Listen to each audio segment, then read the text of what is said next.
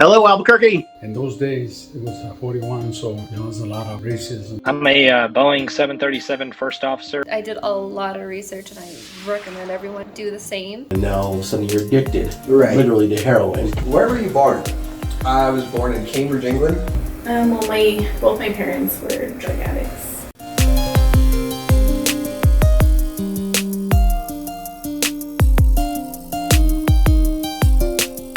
Welcome everybody, it's another episode of Housekeeping for Ordinary Joe's Extraordinary Stories. And my special guest, as usual for housekeeping, is Camp Lejeune, Chase. Howdy. Hey, so it's been a while since we've done a housekeeping, and I think it's time we get caught up. So, if I'm not mistaken, the last housekeeping we did was only up till episode 5. I think so. So we've got a long way to go, a lot to cover. So let's go ahead and start talking about what we need to cover. I will just throw out an episode there, and you're going to talk about it for me and tell me what your thoughts are. Sound good? Sounds good. Okay, so, sorry, I should have been ready with this. Fired. Fired as fuck, boy. All right, we are episode 6. That was the one with me. We did talk about that, didn't we? Did we? I'm pretty sure we talked about that. I think we talked about it, but it hadn't come out yet. Okay. Well, any questions on that one? We'll start there. No. That one's pretty straightforward. Pretty straightforward. Okay. You talk about your experiences with death and how they differ from you and Sarah. Yeah, a portion of my experiences. We did not talk about that one. Okay. We recorded me interviewing you for part 2. Yes, we did that. That's what it was. Yep. And that's coming. Keep an eye out because that's coming up. We're currently on, I think, episode 12 just came out? 11. No, 12. 12. So there's 2 more in the queue already ready to go that are scheduled. So Ooh. we are almost through. I think the second one is scheduled December 4th. December 4th. Okay. So there will be one more in December that I'm going to schedule, and I think, fingers crossed, nobody hold me to this, but I'm going to try to do weekly releases coming up in 2025. Why not the week of Thanksgiving? What about that week? That would be 2 weeks from now. What about it? That would be the next episode, right? Yeah, that's already scheduled. Okay. So you're saying And I have the one scheduled last for the one 14th. of the year. The last one of this year will be December, 20th or 18th, Okay, but the whatever last it is. one that you have ready is for December 4th. Right. And Gotcha. if I can keep up the pace that I'm editing at, I'm going to maybe try to go weekly in January. Uh-oh. So we'll see. We'll see. Don't hold me to that. We're going to hold you to it. All right. So episode 6, we talked about a little bit in the episode you interviewed me, so we'll just pass on that one. Episode 7, Peter. Pias, yeah. I've had the opportunity to meet Peter in person, and He's a good dude. It's very interesting to hear more about his life through the podcast. So it's really cool. He's a very interesting guy. He's first meeting him, you would definitely not think that he grew up in England. He really didn't grow up in England. I mean, he had a little bit of time there before they transferred him out. So. He was born there. Right. That's what it was. Right, yes. right. Yeah. But yeah, I don't think that's out of all his nationalities or whatever. I don't think the European ones are any dominant in his personality. Well, given current circumstances, that may be not the case much longer. But Fuck our circumstances. yeah. So yeah, I tried desperately to get Peter's dad to come and do an episode with me. He doesn't want it. He has no interest, which sucks. Dang. Military pilot flying a hell of a jet. I really want to hear his stories from his perspective, but Yeah. he has no interest, and that's okay. You can't make everybody do it. So I tried, you guys. Anyway, I do have a big lineup of people coming up. So the way I've formatted the podcast is 25 episode seasons. Again, episode 15 will get us through the end of the year, and then if I can go weekly after that, there'll be the first 10 weeks of 2025 will be season 1. Then I'll take a short pause to get season 2 started editing, but I've already recorded 2 episodes for season 2. So You just talked about Peter's dad being from a military pilot. Yes. That was another thing that I didn't know. Obviously, you wouldn't pick up on in meeting and talking and hanging Oh out yeah, with the Peter. military background. Yeah, Yeah, no. he does not at all come off as a person who even remotely thought about trying to join the military. No kidding. And the fact that he tried multiple times Yeah. and didn't get in Very was interesting. very interesting. Yeah. Yeah. Okay. After Peter, we talked to Danielle. Danielle was an interesting one too. Yeah. That. The whole incident in Mexico. Yeah. It was kind of interesting because as I was watching that episode, I don't know why, but I kept thinking of the movie Sicario. Uh-huh. And because, obviously there's the whole thing is about them going into Mexico and seeing what they did to the cops and everything. Yeah, that's wild. And like the very start of that movie just kind of reminds me a lot of the things that Daniel was talking about in that episode where, they bust into the house and they find the crazy shit going on in there. I don't want to spoil it for anybody who hasn't seen the movie. But yeah, that was the stories that she was telling about in Mexico with her husband going missing and things of that nature. That was very, very wild. Yeah, bro, missing since 2019. Yeah, And his family hasn't heard from him. None of his family. So that's crazy. I mean, it's a good thing that she was able to get out of there and get back into the U.S. absolutely, I agree. Yeah, At least for the time leading up until more recent events, but. You're just not gonna drop that, are you? No. This episode is being filmed the day after election some day. Somber news. So. Yeah, it's very worrisome. Yeah. But no, that was very interesting to hear. Again, like the fact that she grew up in Mexico. Well, she didn't grow up in Mexico, but she spent so long down there. Yeah. And then the fact that she was, after her husband went missing, she was able to survive. Actually, it was before he went missing, but they had separated. Yes. Yeah. Yeah. But she was able to kind of like live out there on her own and stuff. Now, that being said, if Mexico wasn't such a dangerous place, I would strongly consider moving there. Well, and I have friends from Mexico. Obviously, you have friends, and Sarah has coworkers from Mexico. I've got to film these dogs real quick. Sorry to interrupt. I've got to film this lazy amount of puppy. Look at this. I'm going to insert this in the video. And then Duke over here licking carpet. Yeah, so... We all have friends that are from Mexico. Yes. In one way or another. Yes. One shape or another. And it's always interesting to hear, depending on which part of Mexico you're from, like, it seems the deeper you go into Mexico, the safer it is. Yeah. Which is, and more out towards the coast. I think they take more precautions for their tourism industry. yeah, and it's very interesting because you would think being so close to the U.S. border, that would be where we're safer there. No. But yeah, Juarez is like right over the border. And Tijuana. And those are the places where we hear about the most. And Crazy. Yeah. That's wild. Again, talking about that one scene from Sicario where they're, supposedly sitting across the border in El Paso and they see the war going on. Right. And you would think about, I don't know, you think that if the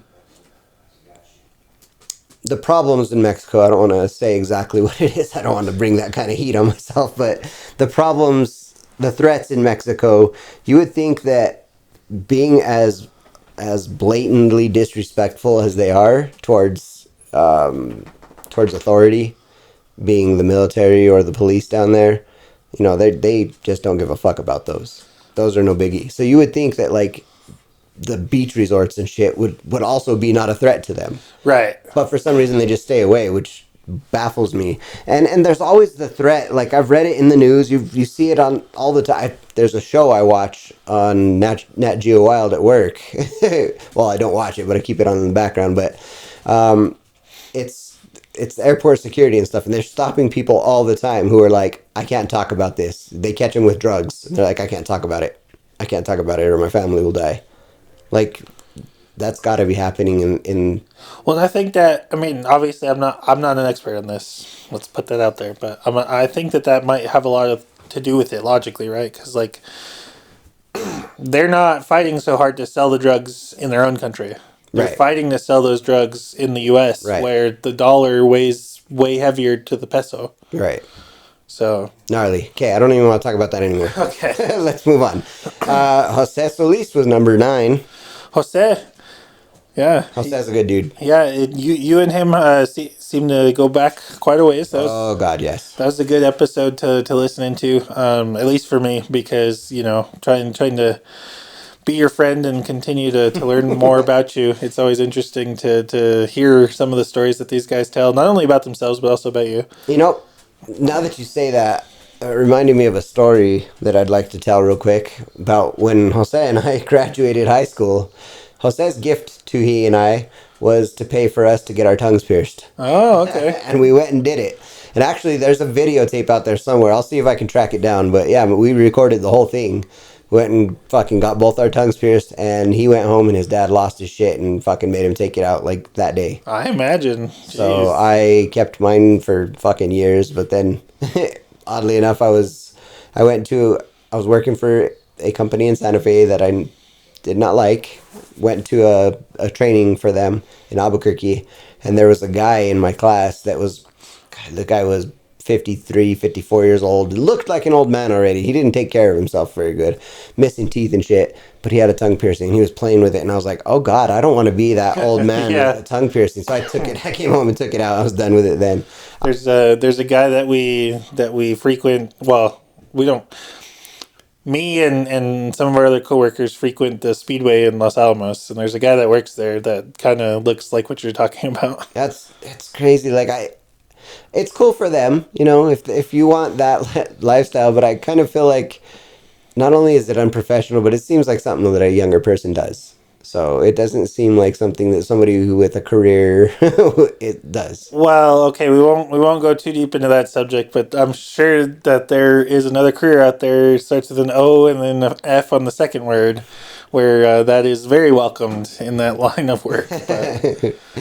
Okay, so yeah, Jose has a really interesting background. I'm really proud of that guy because him and his parents both legalized the correct way, and I'm very concerned with them at this point. Very much so. For them, I'm sorry, not with them. Going back to what we were just talking about with Danielle, friends that we have that. But anyway, the story that he had about nearly losing his arm. The gas tank. That was wild. Yeah. Like, bro, if you see his arm, it looks like something from the Toxic Avengers. It's wild, bro. Yeah, it's gnarly. I was sitting there listening to that, and I actually remember I had to, on YouTube, I had to rewind it and listen to it again because I was like, there's no way. Yeah. There's no way that this guy just told his son to put his arm in the gas tank while he's welding on it. Well, to his credit, he thought that it was fine. He thought that it was empty, but the vapors in there is what the problem was. And gas, the vapors is what's flammable with gas. The liquid is not the flammable part. Exactly. So, and those vapors can stay for quite a while, as your friend unfortunately learned. Yep. I mean, talking about that, I was filling up my gas in my truck on the way over today, and there was a guy standing right outside the freaking gas station smoking a cigarette. Dude, that drives me crazy.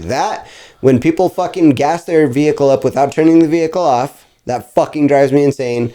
And because for so many reasons, the next thing that's gonna happen after they put gas is they're gonna be like, oh, my check engine light's on. I wonder why. I better go to an O'Reilly's or a fucking parts store and have them check my codes. And then they're gonna go to the parts store and it's gonna say that they have an evaporative emissions leak, and they're gonna be like, oh, all you have to do is replace your gas cap, and they're gonna replace their gas cap. And then the next time they go put gas, they're gonna do the same fucking thing and be like, oh, the gas cap failed.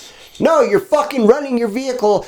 You're turning a pressurized system on and depressurizing it when it should have pressure. So yes, it thinks something's wrong. Well, so outside of that, well, yes, there's also the danger of ignition that your engine is putting off and fumes from gas that you're putting in. Yeah, it's stupid. Yeah, drives me crazy. There's that, the whole fucking cell phone thing, which is less of a threat these days. Cell phones have become a lot more safer around that stuff, but still, there's still static electricity which can ignite. Well, yeah, and that's why it says on the sign, too, not to get in your car. Right. Okay, episode 10, there was this weirdo that I interviewed, Camp Lejeune, Chase Lejeune. What did you think about your own episode? You know, I don't know. I didn't watch my episode for the longest time, which I felt a little bad about because for a while there, I was trying to make sure I watched every episode the day it came out. Hold on, this is very interesting. Why didn't you watch your own It's episode? not even so much that I didn't want to watch my episodes. It's just I think it was more that like I am always more excited to see the episodes about other people. Okay. I've lived my life. Oh, okay, that's fair. I know how I you weren't curious experience to things. see how your episode turned out? Well, I was a little bit, which I guess kind of may have also played into like the waiting to watch it, because you could always see like, oh, there's this many views after this many days, whatever, whatever. The thing I found very interesting is that my wife watched the episode. Oh, cool. And she was quoting it at me. we were talking about, I don't even remember. I think it was because she likes a lot of country music, and obviously country singers have been like, you know, the good old boys club, and very, very tied into the far right in a lot of cases. And there was one particular country singer that I was like telling her I didn't really want to listen to because he had gotten in trouble for saying some racist things or something to that effect. And sure. She used what you and I were talking about in the episode about you know, how you need to separate art from artist against me. She's not fucking wrong. I was like, yeah, I mean, for the most part, I can see that. But in some cases, obviously, with what's going on right now, I'm working. I'm not trying to bring it up, I promise. But yeah, I mean, to that point, I don't like that things are the way they are. And I don't like, you know what I feel like right now? Like, with as much passion as we feel towards this subject, I feel like we are one of them. We're doing exactly what they did when they lost. But we aren't. Well, there's bigger consequences this time, which is what the difference is. They were upset because they were going to have things their way. We are upset because there's a lot more at stake. So it's completely different, but it's also the same thing. I pride myself on not sinking to that level. I don't want to be them. I don't ever want to be them. That's fair. And I feel like sometimes it's easy to slip into being them. I made some comments to myself as this day played out and as last night played out that I felt exactly like them. I was like, oh, fuck, I'm doing exactly what they do. I need to just shut the fuck up and deal with this because it sucks. It's not great. It's not ideal. And, you know, I'm giving the benefit of the doubt to the people we're speaking of and just hoping that they're fair and don't take things to the places that have been threatened, which is the concern. Only time will tell. Yeah, but let's try to stay positive in the meantime. Fair enough. But you told me that, back to the episode, you told me that your neighbor had watched the episode. Yes. And had some things to say about that. Yeah, I plan on having him and his wife on here. They both seem to show a little bit of interest in coming on, and you know, they have stories too, but it's really funny. I've got this thing that every time I ask somebody if they'd be interested in doing it, I always get the same response. Oh, I'm not anybody. I don't have anything interesting to talk about. And I'm like, okay, give me 5 minutes, and we start talking, and within 5 minutes I point out what people want to hear and what people will listen to. And I'm like, what you just told me is a prime example of something we can talk about on the podcast that people haven't heard and don't know about you. And it's interesting to them. And like, listen, man, there's podcasts out there where people just bullshit the whole fucking time. Like this, even less interesting than this. There's no point to it. It's just them babbling on about this and that and whatever. And people listen to that shit. So of course, when somebody's telling a story, whether it's a crazy off the wall story or just some mundane shit, people want to hear it. So yes, I tell everybody. And then I always get the second response I always get is, oh, well, I'm really nervous. I don't know if I want to do that. So, okay, that's fair. That's understandable. But in all reality, and I told my last guest, which was episode 2 of season 2, she said she was really nervous. And I said, well, you shouldn't be. I'm the one who should be nervous. Like, I invited you on here. I have to be prepared to carry a conversation, to bring up topics, not to let the conversation die. And not knowing these people, I don't prepare for these.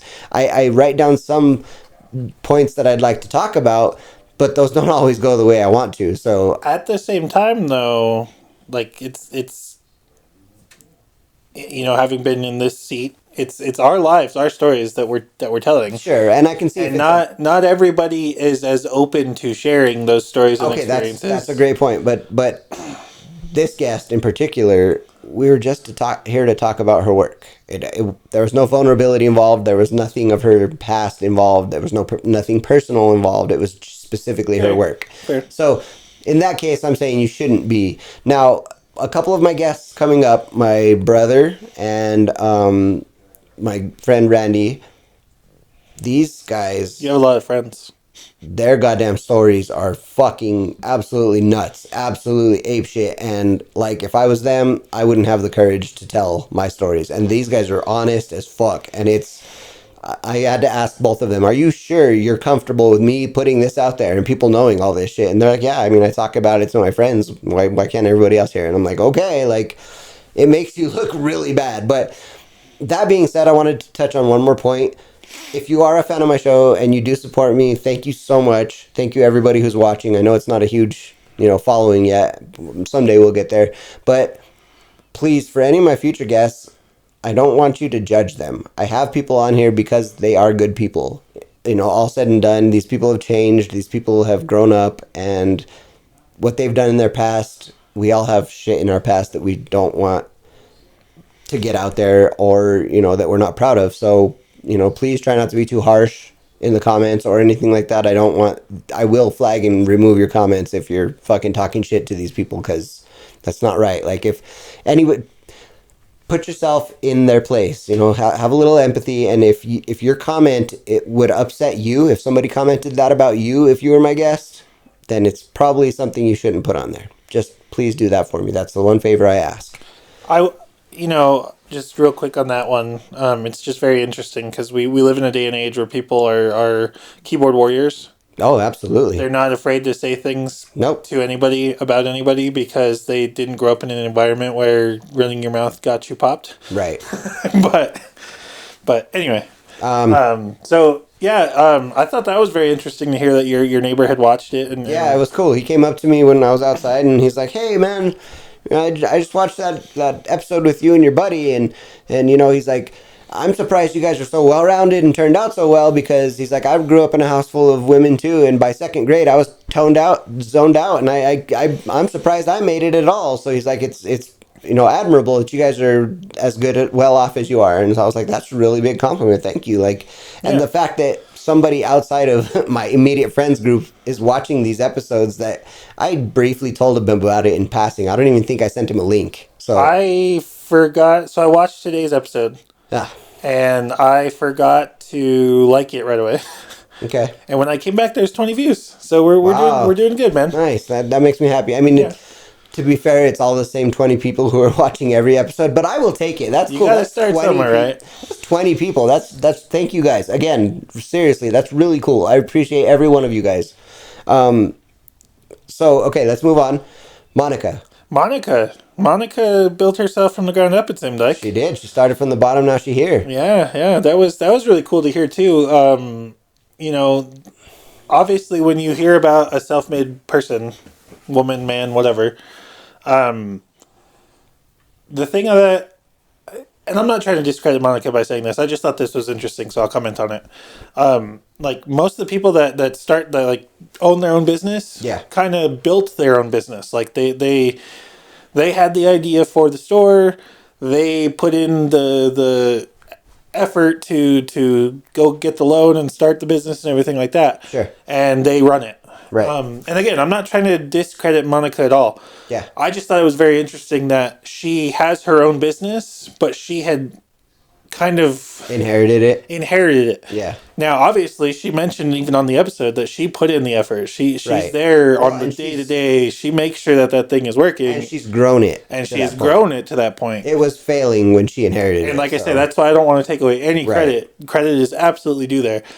I just found that very interesting, that episode, because usually when you hear about those things, it's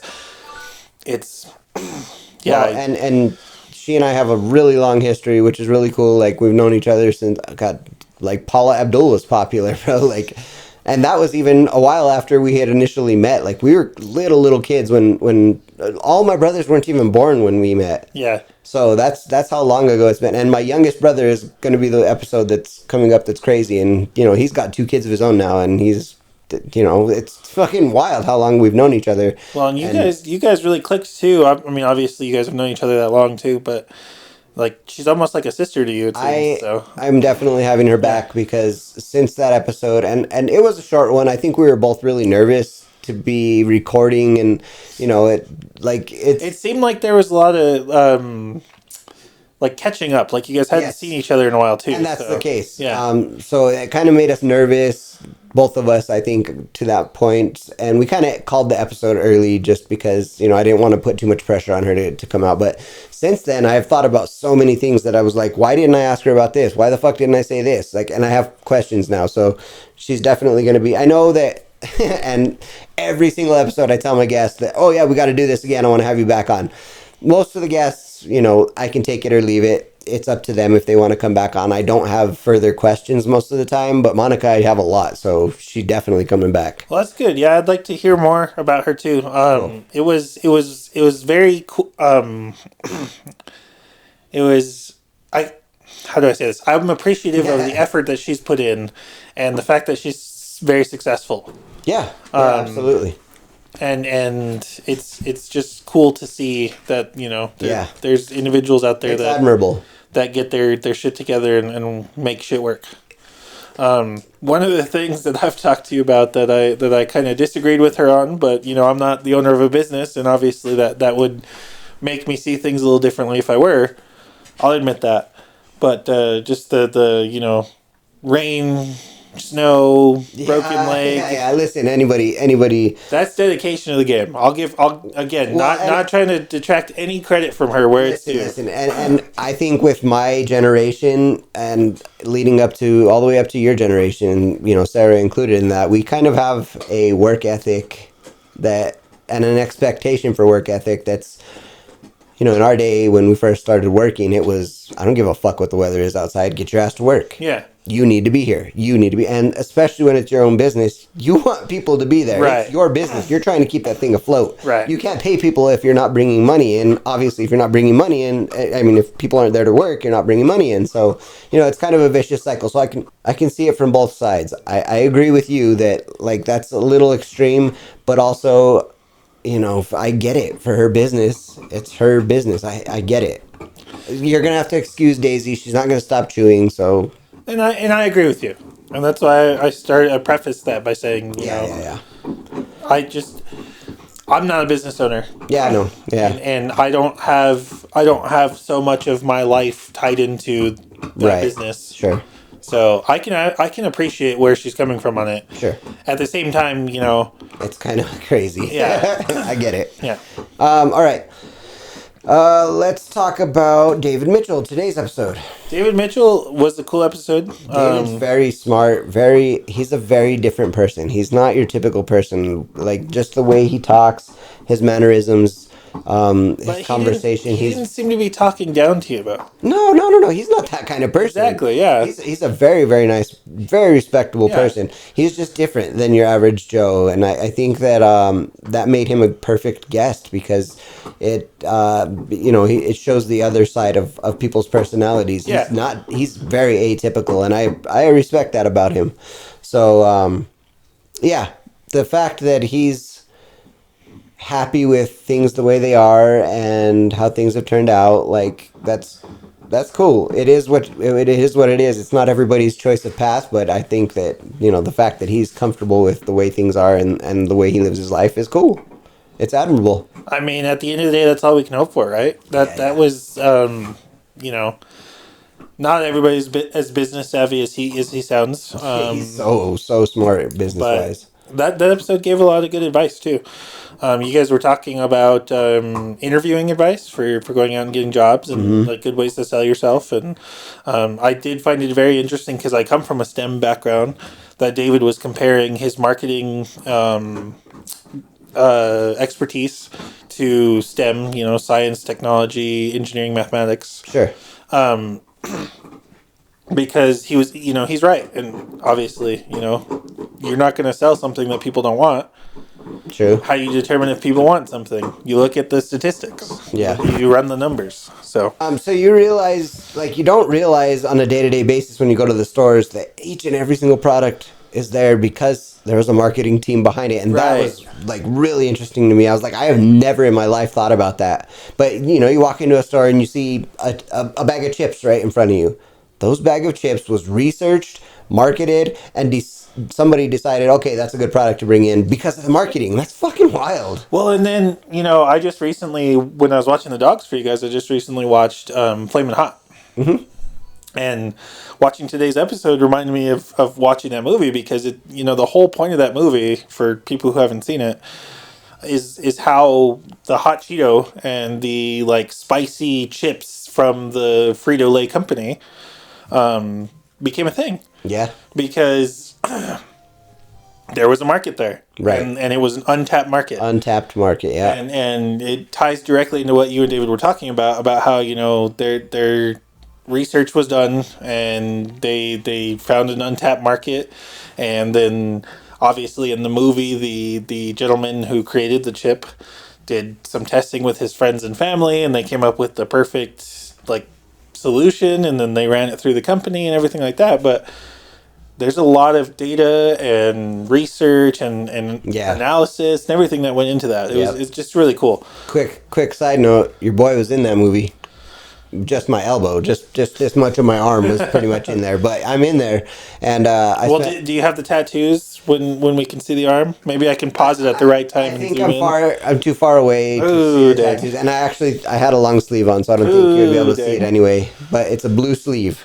Okay. I spent 14 hours on that set. It was pretty cool. Yeah. Hey, I mean, you're not gonna be a big movie star because you didn't make it in the scene, but they still paid you. Oh yeah. And when they were filming the scene where he slides the name plate into the door, I was standing like 4 feet away from them. Nice. Yeah, nice. That was pretty cool. You got to meet the former Allstate guy, right? Dennis Haysbert. Yeah. I was standing really close to him in the scene that I was in, with my elbows in. So that was pretty cool. Yeah, I mean, we met everybody on set. Eva Longoria was cool. You know, all of the actors that were in it were cool. Eva Longoria directed it. Oh, that's right. Yeah. I was like, I don't remember seeing her in the movie. No, she's not in it. Okay, she was behind the camera, but yeah, she was nice. She was a nice person. Yeah. All of the Hispanic actors were really cool. They all were down to earth people, and even what's his name, the main guy, Tony Shalhoub, the monk. Oh yeah. He was cooler and shit too. Yeah. Real nice guy. Yeah. Fun fact: the office that he gave him was just a fascia. There was a wall behind that door. Nice. And actually, the room that we were sitting in while we were waiting was behind that wall. Well, and see, so I thought that I mean, we're gonna get sidetracked here. So I'll say this and then I'll steer us back. I thought that it was filmed at the old Bimbo bread factory. No, because that would have made perfect sense. You know, you're in a factory environment, but you were saying that it was filmed at the Albuquerque Journal building. Yes, and they built the entire factory in there. Small world. My buddy Jason, who also works up at the labs with us, his dad used to work IT at the Journal. Oh, that's cool. When they first started getting into renting out the space for movies, he was the one that they would contact to you know, help them get all of their networking and all of that stuff set up. So dang. Yeah. So, but the episode, sorry, go ahead. I was just gonna say I did 3 movies that were all filmed there. It was a span of like 2 months, and I did 3 different movies, not filmed there, but one was there. One was in Espanola. Oh, so this was filmed quite a while back, but it just recently came out. It's like 2 years old, bro. Really? It's been out for a couple of years now. There's no way. Yeah. Okay, well. I think 2021 was this summer that I did all these movies. You know, I'm so disconnected from movies nowadays. It is what it is. Like, I used to be Avengers opening weekend. Like, freaking the night it came out, I used to be there. You're still at the theater all the fucking time. Let's be real. Deadpool 3 was a whole thing. You're going to a movie tonight. No, I'm not actually. Oh, it's a Broadway showing. Oh, that's right. I'm sorry. That is based off of the old Tim Curry Clue movie. Sure. Okay. But the episode with David, there was, and I was just talking to you about this before this house cleaning episode. Housekeeping. You start the episode off talking about how you and David met. Yeah. And compared to every other episode out there, it's been like the briefest. Like, this is how I know this guy.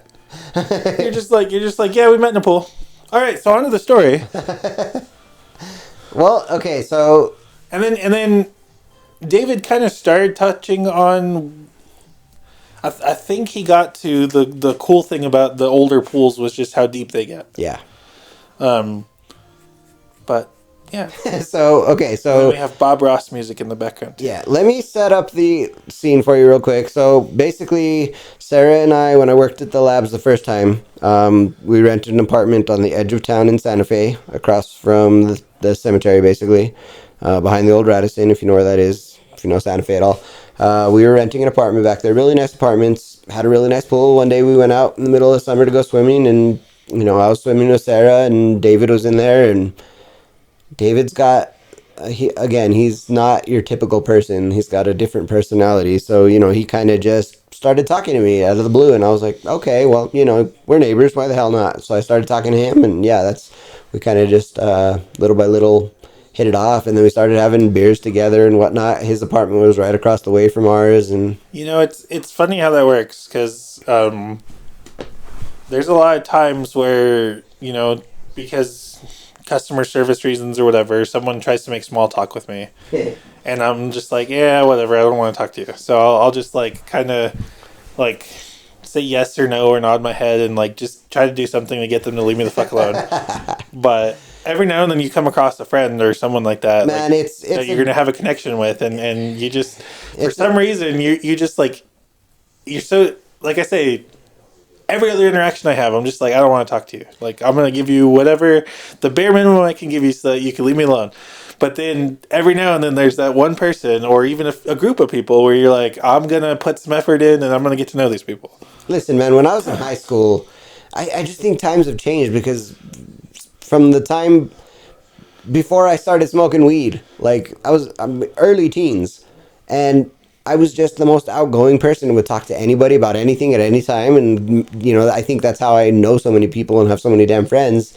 I always, even as a kid, lived by the philosophy in my own head that I'd rather have friends than enemies. I was petrified of getting in a fight with people. I thought I'd get my ass kicked, and I didn't ever want to get my ass kicked. So I thought, what, if I just make friends out of everybody, then I don't ever have to worry about that. And that actually followed me through my entire life. I have people that are still in my life that have been in my life since I was a kid, and I think it's probably because of that. But, I just, I don't know, as time has gone on, it's just, you start not liking people and qualities of people, and then it kind of shies you away from making new friends. But I encourage you, go out and make a friend. Everybody, go out and make a friend. You never know who you're going to meet. That's fair. That's fair. Yeah, okay, so that was David Mitchell, which is the latest one. Next one's coming out in 2 weeks. We have it scheduled November 20th, and that's Sarah's cousin, my cousin through marriage, Ralphie Enriquez. Okay. So he's also Papo's grandson. Oh, nice. Cool. Yeah, it's a good one. When are we going to get Papo back on?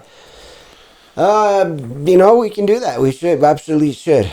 Yeah. You can sit in on the Papo episode. How about that? I've been telling you I want to meet Papo ever since that episode, and we can do that. Somehow we're ships sailing in the night. I will set that up. I also would like to set up with the mayor. Real quick, I want to get the mayor on here. Real quick before we end it. Yeah. I just wanted to touch on this. I think I may have briefly talked about it in the first housekeeping. Okay. I went to Sarah's work. Yeah. Which is also where Danielle works. Yes. And I saw Sarah talking to Danielle. And I'm just sitting there thinking, like, I know this person, but I don't know this person. Because I sat and watched Danielle's episode, and it's like, it's just an interesting feeling. And it ties directly into what you were just saying, too. Go out there and make a friend. That's really interesting. Did you, when you finally realized what it was and that you were seeing, or who it was you were seeing, did you kind of get that semi-celebrity from it? You're like, oh my god, I know her. Yeah, that's crazy. It's like That's the girl from the episode. Holy shit! It's just like running into like you go to a local Walmart or whatever and you see Shelley Rabando or whoever from the local news. Yeah, oh yeah. Like That's pretty cool. Kind of get a little starstruck. That's really cool. Yeah, that's a really cool thing. I like that. Yeah, I like that a lot. My last point before we get out of here is I wanted to ask you about the shorts. Have you watched all the shorts? I have watched some of the shorts. Okay, what do you think about the shorts? I like them. I think they're good. I think so. Right now, obviously, you've done a lot of shorts with the older. I've only done the first couple episodes. I'm going to work my way through all of the episodes till current, but it takes a while. One thing, I don't know. One thing that I think could be cool is and obviously it's going to require a lot more work on your part. Okay. But maybe not so much because you already have 2 episodes ahead. At the end of the episode, or maybe even in between episodes, you could maybe show some shorts of the upcoming episode.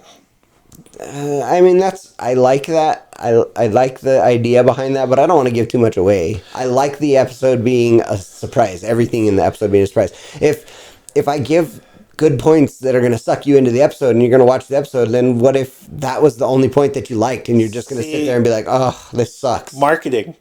I don't like that marketing, man. That's a gamble. What you're talking about is a gamble. I agree completely. Secret Life of Pets.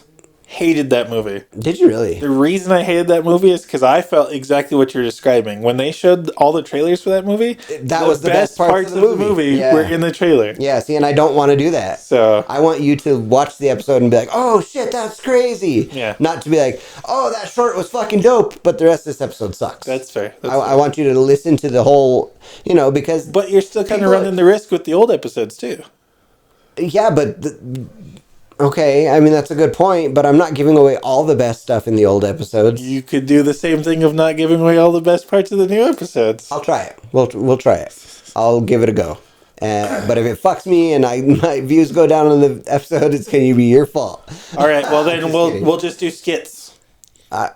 We'll pull skits from your other channel in between episodes. I have a lot of skits. Yeah. I have a lot that we still need to film. That's a nice beard. It's a big beard. I grew this beard for 20 years. Okay, so with that being said, I will be putting out some shorts over the next few days. I would appreciate anybody out there to forward those shorts, share them on your social medias, get them out there so we can get new viewers to the channel. I don't want to give up on this podcast, and I'm actually tinkering with the ideas of getting rid of either one or both of my other channels. I don't think you should have to do that. Yeah, I like to focus on this, and I want to keep up this, but it's too much to juggle 3 channels. So we better teach these puppies how to edit some videos. I'm probably, if one goes, it's probably going to be the Toy Box Garage. That's my favorite, but I also don't. You just filmed a bunch of stuff for the XP that you haven't even put on there. Oh, I know. I have probably 8-10 hours of content to go up, but. Dang.